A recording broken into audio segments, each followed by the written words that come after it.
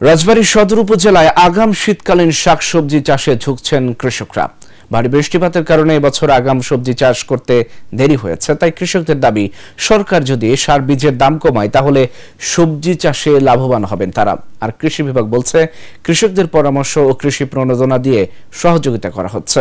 রাজবাড়ী থেকে হেলাল মাহমুদের পাঠানো তথ্যচিত্রে ডেস্ক রিপোর্ট। আগাম শীতকালীন শাকসবজি চাষে ঝুঁকছেন রাজবাড়ীর সদর উপজেলার উড়াকান্দা, কাচরন্দ ও গোপালবাড়ির কৃষকরা। তবে সার ও কীটনাশকের দাম বেশি হওয়ায় সবজি উৎপাদনে শঙ্কা দেখা দিয়েছে। বাজার মনোনয়ন না করে তাহলে তো আমার কৃষকদের সমস্যা। আসলে এই যে মানুষ যে ডিলাররা বেশি নেয়, এটা দেখার উচিত সরকারের।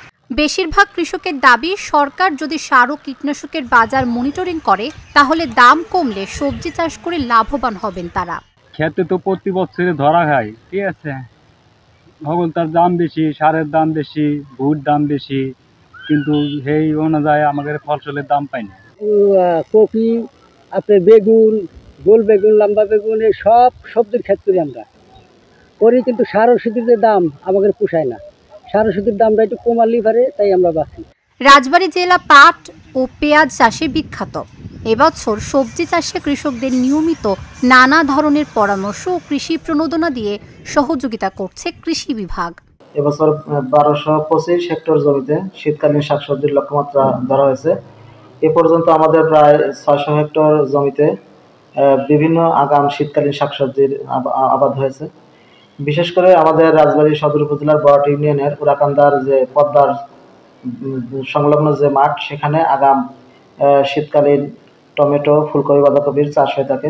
এবছর বৃষ্টির কারণে কিছুটা মৌসুম দেরি হয়েছে, তারপরেও কৃষকরা এখন বপন করছে আর কি।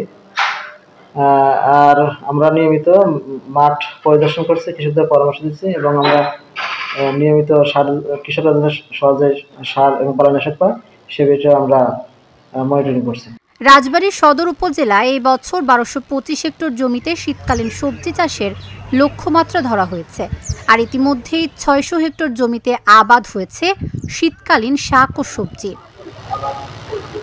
Dhaka journal news desk.